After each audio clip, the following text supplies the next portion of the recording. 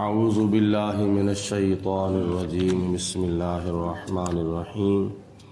قال اللہ تبارک و تعالی فی القرآن المجید والفرقان الحمید یا ایہا الذین آمنوا اتقوا اللہ وکونوا مع الصادقین۔ سورۃ توبہ کی آیت نمبر 119 ہے۔ اللہ فرماتا ہے اے ایمان والو، اللہ تعالیٰ سے ڈرتے رہو اور سچوں کے ساتھی بن جاؤ۔ یعنی اللہ پاک نے ارشاد فرمایا کہ اے ایمان والو، جو ایمان میں سچے ہیں اور جو ایمان میں مخلص ہیں ان کے ساتھی بن جاؤ۔ کچھ مفسرین نے فرمایا کہ سچوں سے مراد مہاجرین ہیں، یعنی جو صحابہ کرام غزوہ تبوک سے پیچھے رہ گئے تھے ان کو اللہ تعالیٰ نے فرمایا کہ ان کے ساتھ ہو جاؤ جو نبی پاک علیہ السلام کے ساتھ گئے تھے۔ اور کچھ مفسرین نے فرمایا کہ سچے لوگوں سے مراد وہ ہے کون؟ صحابہ کرام میں سے جو سب سے افضل یعنی حضرت سیدنا ابو بکر صدیق رضی اللہ تعالیٰ عنہ، حضرت عمر فاروق رضی اللہ تعالیٰ عنہ اور دیگر صحابہ جو صحابہ کرام سے بھی افضل ہیں ان کے ساتھی بن جاؤ۔ اور سچوں سے مراد بعض مفسرین نے فرمایا کہ اللہ تعالیٰ کی 1,00,000 انبیاء علیہ السلام ہیں اور نبی کریم علیہ السلام کے 1,00,000 صحابہ کرام ہیں، بے شمار شہداء ہیں اور بے شمار اولیاء ہیں۔ یہ جو انعام یافتہ لوگ ہیں یہ سچے ہیں اور ان کے ساتھ ہو جاؤ اور ان کے ساتھی بنو۔ تو ان کے ساتھی بننے سے کیا ہوگا؟ جیسے یہ کامیاب ہے ویسے تم بھی دنیا اور آخرت میں کامیاب ہو جاؤ گے۔ تو بہرحال ہمارے لیے اس آیت مبارکہ میں سبق یہ ہے کہ جھوٹوں کو جھوٹ چھوڑ کر سچوں کے ساتھ ہو جانا چاہیے،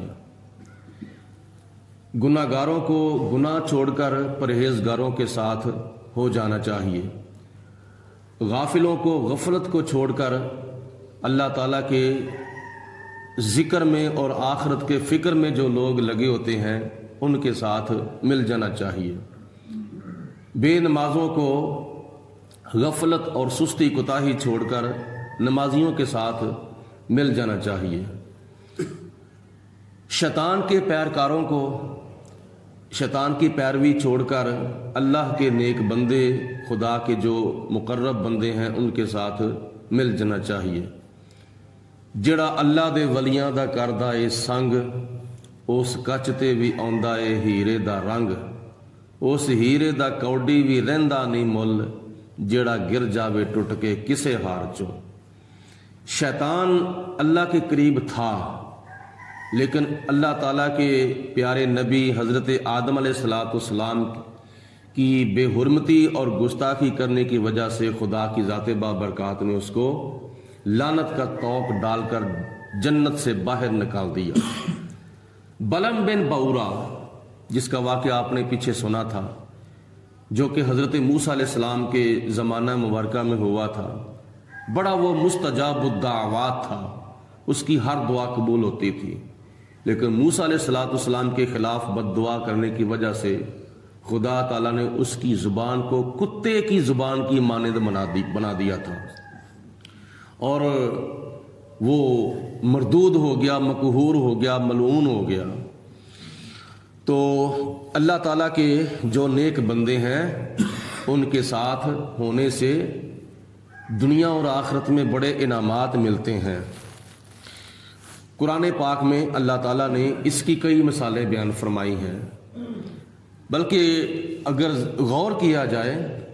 تو نیک نیکوں کے پاس جاتے تھے، سچے سچوں کے پاس جاتے تھے اور پرہیزگار پرہیزگاروں کے پاس جاتے تھے، بلکہ اللہ کے نبی اللہ کے پیاروں کے پاس جاتے تھے۔ موسیٰ علیہ السلام حضرت خضر علیہ السلام کے پاس گئے، یہ بھی قرآن پاک میں واقعہ ہے، آگے آ رہا ہے اگلے سپاروں میں۔ حضرت زکریا علیہ السلام اللہ کے نبی ہیں، لیکن اپنی بانجی حضرت مریم رضی اللہ تعالی عنہا کے پاس کھڑے ہو کر اپنی اولاد کے لیے دعا مانگ رہے ہیں،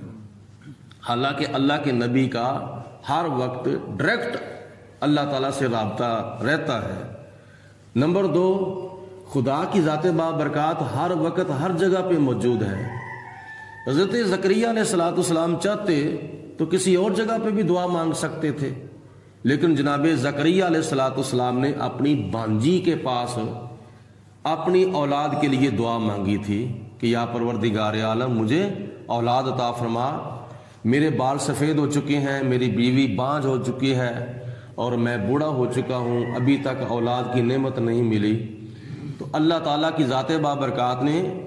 حضرت زکریا علیہ السلام کو نماز کے دوران ہی خوشخبری دے دی۔ اللہ کے فرشتے آئے اور آ کر حضرت زکریا علیہ السلام کو کہا کہ اے اللہ کے پیارے نبی، خدا تمہیں ایک بیٹے کی خوشخبری دیتا ہے، اور وہ کون سا بیٹا تھا؟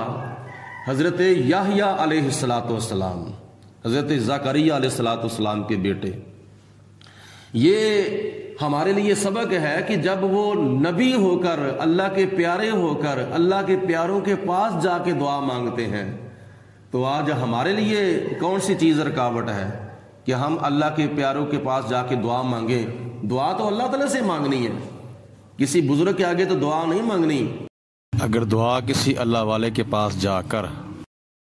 مانگی جائے تو خدا تعالیٰ اس دعا کو قبولیت کا زیادہ شرف عطا فرماتا ہے۔ نبیاں ولیاں دیاں چوکھٹاں مقبول دعاواں ہوندیاں نے، ہڑ وگدے نے جد ہنجواں دے، پھر معاف خطاواں ہوندیاں نے۔ تو اللہ پاک نے فرمایا وَكُونُوا مَعَ الصَّادِقِينَ، نیکوں کے ساتھی بن جاؤ۔ حضرت شیخ سعدی رحمۃ اللہ تعالی علیہ فرماتے ہیں صحبت تالے ترات تالے کند، بروں کی صحبت برا بنا دیتی ہے،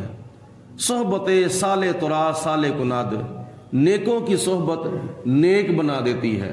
یہ صحبت نیک ہے، یہ اچھی مجلس ہے، یہ درس قرآن کی نشست ہے، اس میں اگر کوئی بیٹھے گا تو نیک صحبت اختیار کرے گا، اس کو اللہ کا فرمان ہی سنا جائے گا یا نبی پاک علیہ السلام کا فرمان ہی اس کو سنایا جائے گا نا۔ اگر بری صحبت میں بیٹھے گا تو پھر وہاں شیطانی کاموں کا اثر ہوگا۔ اس لیے نبی پاک علیہ السلام نے حدیث پاک میں ارشاد فرمایا کہ تمام بری جگہوں سے بری جگہ بازار ہے، اور تمام اچھی جگہوں سے اچھی جگہ جو ہے وہ خدا کا گھر ہے۔ تو اللہ تعالیٰ کے گھر میں بیٹھنا جو ہے یہ بڑی سعادت مندی ہے اور بڑی خوش نصیبی ہے، بلکہ سکون ہے، چین ہے، اطمینان ہے۔ نبی پاک علیہ السلام نے ارشاد فرمایا کہ منافق مسجد میں ایسے ہے جیسے پرندہ پنجرے میں ہوتا ہے، اور مومن مسلمان مسجد میں ایسے ہے جیسے مچھلی پانی میں ہوتی ہے۔ تو پرندے کو پنجرے کے اندر سکون نہیں ملتا، وہ چاہتا ہے کہ مجھے ابھی بھی رہا کر دیا جائے، ابھی بھی مجھے آزاد کر دیا جائے، لیکن مومن مسلمان مسجد کے اندر ایسے ہے جیسے مچھلی پانی میں ہوتی ہے۔ تو مچھلی کو جو سکون ملتا ہے وہ خشکی پر نہیں ملتا بلکہ وہ پانی میں ملتا ہے۔ تو اس لیے ہمارے ایمان کا تقاضا ایسا ہونا چاہیے کہ جب ہم مسجد میں آئیں تو پھر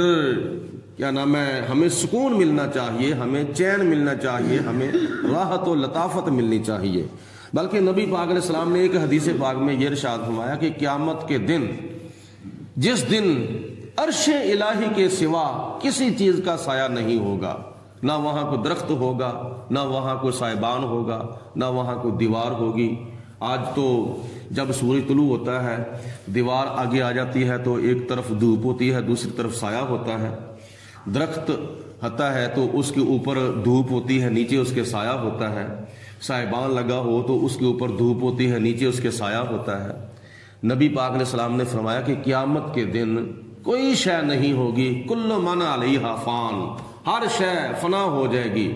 لیکن اس دن عرش الہی کے سوا کسی چیز کا بھی سایہ نہیں ہوگا۔ تو نبی پاک علیہ السلام نے فرمایا 7 خوش نصیب ایسے شخص ہیں جن کو قیامت کے دن اللہ تعالیٰ اپنے عرش کا سایہ عطا فرمائے گا۔ 7 خوش نصیب، اور ان 7 خوش نصیبوں میں ایک خوش نصیب وہ بھی ہے جس کا زیادہ سے زیادہ دل مسجد میں لگا رہتا ہے، وہ بھی ان 7 خوش نصیبوں میں ایک شخص ہے۔ تو کتنی خوش نصیبی ہے کہ آج ہم 5 وقت کی نماز کے علاوہ بھی مسجد میں کچھ وقت گزارتے ہیں، تو یہ قیامت کے دن عرش الہی کا سایہ حاصل کرنے کا ذریعہ اور سبب بن جائے گا۔ اللہ پاک ارشاد فرماتا ہے ما کان لأہل المدینہ، مدینے والوں کے لیے یہ جائز نہیں تھا، ومن حولہم من الاعراب، اور جو مدینہ شریف کے ارد گرد آس پاس دیہاتوں میں لوگ تھے ان کے لیے بھی یہ جائز نہیں تھا، ان یتخلفوا عن رسول اللہ، کہ وہ اللہ کے پیارے رسول علیہ الصلوۃ والسلام کے پیچھے بیٹھے رہتے، یعنی نبی پاک علیہ الصلوۃ والسلام جہاد کے لیے چلے جاتے اور مدینے والے اور مدینے کے آس پاس رہنے والے دیہاتی جو ہیں وہ اپنے گھروں میں بیٹھے رہتے۔ اللہ فرماتا ہے یہ ان کے لیے جائز نہیں تھا، ان کے لیے بہتر تو یہ تھا کہ جیسے نبی پاک علیہ الصلوۃ والسلام جہاد کے لیے گئے، مدینے والے بھی پیچھے چلے جاتے، دیہاتوں والے بھی پیچھے چلے جاتے، ان کی وفاداری کا تقاضا یہ تھا۔ لیکن ان میں سے کئی لوگوں نے، منافق قسم کے لوگوں نے بے وفائی کی، حضور علیہ الصلوۃ والسلام جہاد کے لیے تشریف لے جاتے تھے اور منافق قسم کے لوگ جو تھے وہ پیچھے جان بوجھ کر جھوٹے بہانے بنا کر بیٹھے رہتے تھے گھروں کے اندر۔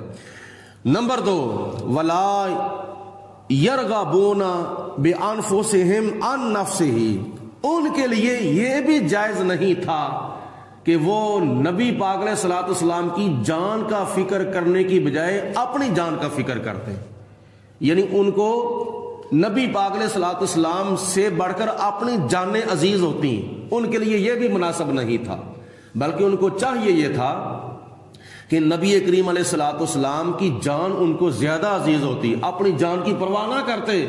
بلکہ حضور علیہ الصلوۃ والسلام کی جان کی ان کو پرواہ ہونی چاہیے تھی۔ جیسے ایک حدیث پاک میں آتا ہے، حضرت سیدنا عمر فاروق رضی اللہ تعالیٰ عنہ سے نبی پاک علیہ السلام نے فرمایا کہ یا عمر، آپ کو مجھ سے کتنی کو محبت ہے؟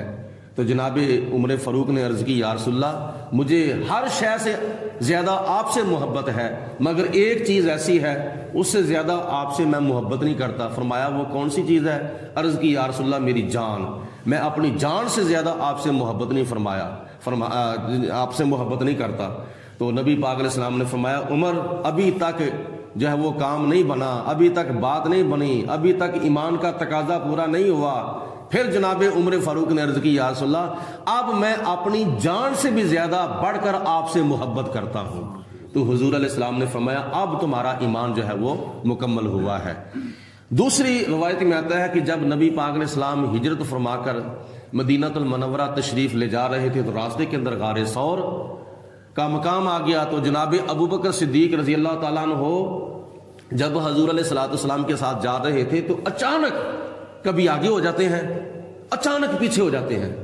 اچانک دائیں ہو جاتے ہیں، اچانک بائیں ہو جاتے ہیں۔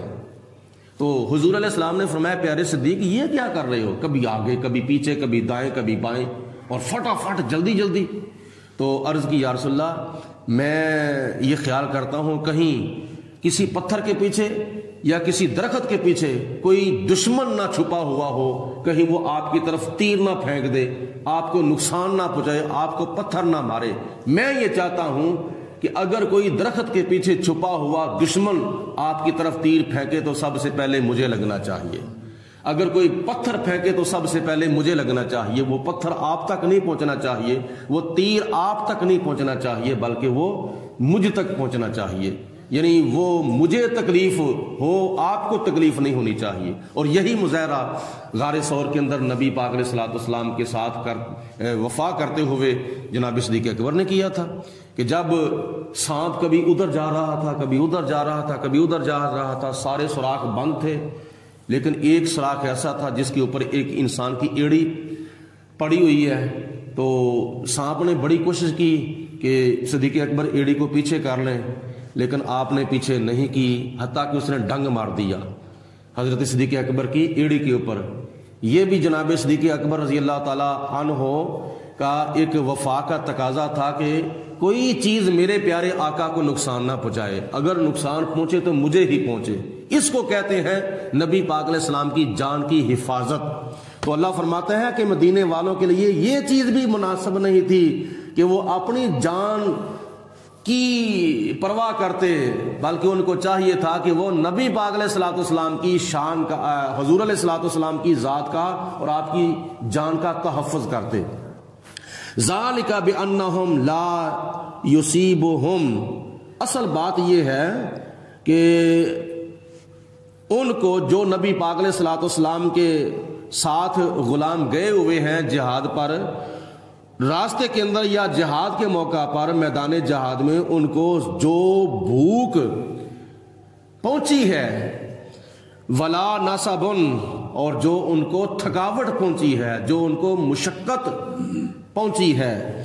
ولا مخمصۃ، اور جو ان کو پیاس وغیرہ، مصیبت وغیرہ اور بھوک وغیرہ، تھکاوٹ وغیرہ پہنچی ہے، فی سبیل اللہ، اللہ کی راہ میں، ولا یطؤون موطئا یغیظ الکفار، اور ان نبی پاک علیہ الصلوۃ والسلام کے غلاموں نے وہاں راستے کے اندر قدم رکھے جہاں قدم رکھنے کی وجہ سے کافروں کو غصہ چڑھ جاتا تھا کہ مسلمان یہاں سے کیوں گزر رہے ہیں۔ جس راستے سے مسلمانوں کے گزرنے کی وجہ سے کافروں کو غصہ چڑھ جاتا تھا، وہاں اگر وہ نبی پاک علیہ السلام کے غلام جو ہیں وہ گزر گئے ہیں، ولا ینالون من عدو، اور نیلن، اور نبی پاک علیہ السلام کے غلاموں کو حضور علیہ الصلوۃ والسلام کے دشمنوں یعنی کافروں سے جو چیز بھی پہنچی ہے، مال غنیمت پہنچا ہے، یا انہوں نے نبی پاک علیہ الصلوۃ والسلام کے غلاموں میں سے کسی غلام کو زخمی کر دیا ہے، یا حضور علیہ السلام کے غلاموں میں سے کسی غلام نے کافروں کو زخمی کر دیا ہے، یا مسلمانوں کا کوئی شہید ہو گیا ہے کافروں کے ہاتھوں، یا مسلمانوں کے ہاتھوں کافروں کا کوئی فرد مارا گیا ہے، اللہ فرماتا ہے کہ یہ جتنے بھی اعمال، جتنے بھی کام اللہ کی راہ میں ہوئے ہیں، ان کی حقیقت یہ ہے کہ الا کتب لہم بہ عمل صالح، ان میں سے ہر کام کے بدلے اللہ پاک مجاہدین نبی پاک علیہ السلام کے غلاموں کے نامہ اعمال کے اندر نیک کام لکھے گا، نیکی لکھے گا۔ یعنی میدان جہاد میں جاتے ہوئے، میدان جہاد سے واپس آتے ہوئے، جہاد کرتے ہوئے جو بھی ان کو تکلیفیں پہنچی ہیں، بھوک کی شکل میں، پیاس کی شکل میں، تھکاوٹ کی شکل میں، زخمی ہونے کی شکل میں، شہید ہونے کی شکل میں، کسی معاملے میں بھی ان کو کوئی مصیبت پہنچی ہے، یا انہوں نے کسی کافر کو مار دیا، زخمی کر دیا، جو بھی معاملہ ہوا ہے، ان کا شروع سے لے کر آخر تک ہر کام کرنا، اس کی حقیقت یہ ہے کہ خدا تعالیٰ کی طرف سے ان کے نامہ اعمال کے اندر نیکیاں ہی لکھی جائیں گی، ان کا یہ سارا وقت اللہ کی عبادت میں ہی گزرے گا۔ اللہ تعالیٰ ارشاد فرماتا ہے ان اللہ لا یضیع اجر المحسنین، بے شک اللہ پاک محسنین کا، نیکوکاروں کا اجر ضائع نہیں کرتا۔